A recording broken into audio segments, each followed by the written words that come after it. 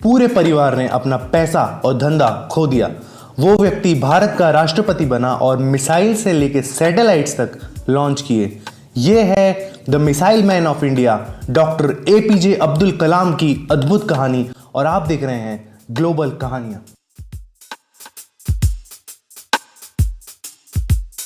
APJ Abdul कलाम का पूरा नाम अवुल पाकिर जैनुल अब्दीन अब्दुल कलाम था। उनका जन्म 15 अक्टूबर 1931 में रामेश्वरम में हुआ।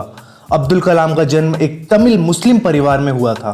उनके पिता जैनुल अब्दीन एक मस्जिद के इमाम और एक कश्ती के मालिक थे। कलाम की मां आशी अम्मा एक हाउसवाइफ थी। उनके पिता के पास जो नौका थी उससे वो हिंदू लोगों को रामेश्वरम से धनुषकौडी और धनुषकौडी से वापस रामेश्वरम ले जाते थे। कलाम के 3 बड़े भाई थे और एक बहन थी। वो अपने बड़े भाइयों से बहुत जुड़े हुए थे और वो अपनी पूरी जिंदगी उनको थोड़ा थोड़ा पैसा भेजते रहे। कलाम अपनी सरल जिंदगी के लिए जाने जाते थे। उन्होंने कभी टीवी नहीं खरीदा और उनकी आदत थी रोज सुबह 6:30 से 7 के बीच उठना और रात को 2 बजे तक सोने की। धर्म और आध्यात्मिकता उनके लिए बहुत मायने रखती थी। यहाँ तक कि उन्होंने एक किताब भी लिखी जिसका नाम था ट्रांसेंडेंस। कलाम के पूर्वज काफी अमीर थे और उनके पास कई एकड़ जमीनें थी। जब पंबन पुल का निर्माण हुआ तब उनके परिवार ने लोगों को लाने ले जाने का व्यापार पूरा खो दिया, क्योंकि अब पुल होने की वजह से कश्ती की लोगों को जरूरत नहीं रही। इस घटना के बाद उनका व्यापार तो तहस नहस हुआ ही सही, लेकिन साथ ही साथ उनके पैसे और जमीनें भी धीरे धीरे खत्म हो गई। कलाम के जन्म होने तक उनका परिवार पूरा गरीब हो चुका था और कलाम को छोटी उम्र में ही अखबार बांटने जाना पड़ा। जब वो स्कूल गए तब उनके अंक काफी साधारण आते थे, लेकिन शिक्षकों के द्वारा उनको हमेशा एक गजब और मेहनती छात्र बोला गया और उनमें हमेशा एक चाहत थी पढ़ने की। वो हमेशा गणित पर घंटों तक काम करते थे। श्वार्ट्ज हायर सेकेंडरी स्कूल में उनकी पढ़ाई होने के बाद वो तिरुचिरापल्ली चले गए, जहां पर उन्होंने सेंट जोसेफ्स कॉलेज में दाखिला लिया और वो 1954 में फिजिक्स के ग्रेजुएट बने। 1955 में मद्रास चले गए और aerospace engineering Madras institute of technology से उन्होंने की।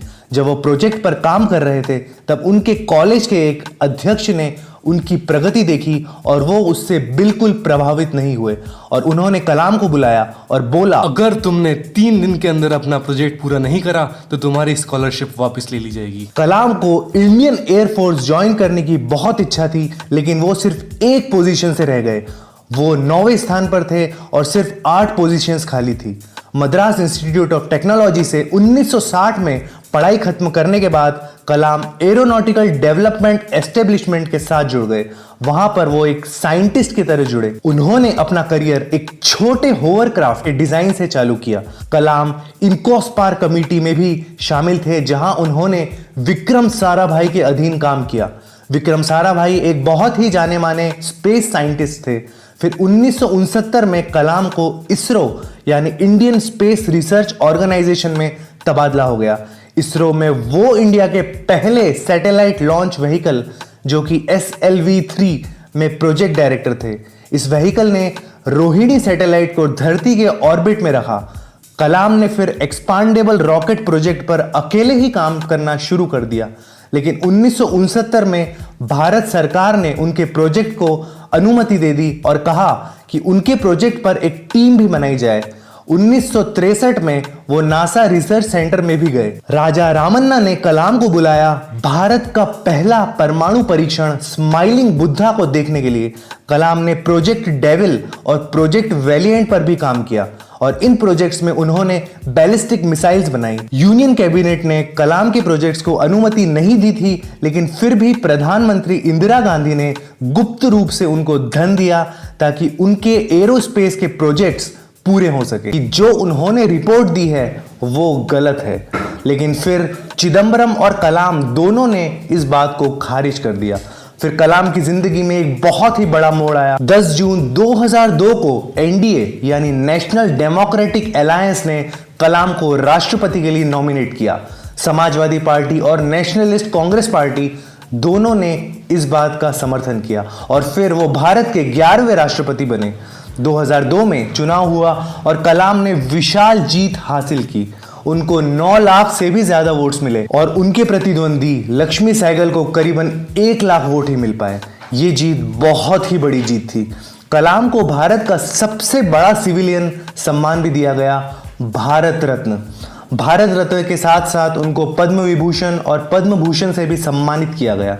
जब तक वो प्रेसिडेंट बने रहे तब तक वो लोगों के प्रेसिडेंट के नाम से प्रचलित हुए। जब उनके 5 साल राष्ट्रपति के तौर पे खत्म हो गए तब उन्होंने अपने वापस राष्ट्रपति बनने की इच्छा प्रकट की, लेकिन ये बोलने के 2 ही दिन बाद उन्होंने फैसला लिया कि वो प्रेसिडेंशियल इलेक्शन में खड़े नहीं होंगे।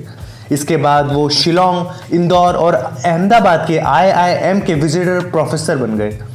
वो Indian institute of space science technology Thiruvananthapuram के चांसलर बने और अन्ना यूनिवर्सिटी में एरोस्पेस इंजीनियरिंग के प्रोफेसर भी बने। और भी उन्होंने कई इंस्टीट्यूट्स ज्वाइन किए। 2012 में भारत के जवान लोगों के लिए उन्होंने एक प्रोग्राम बनाया, what can I give movement. ये प्रोग्राम भ्रष्टाचार को खत्म करने के लिए था।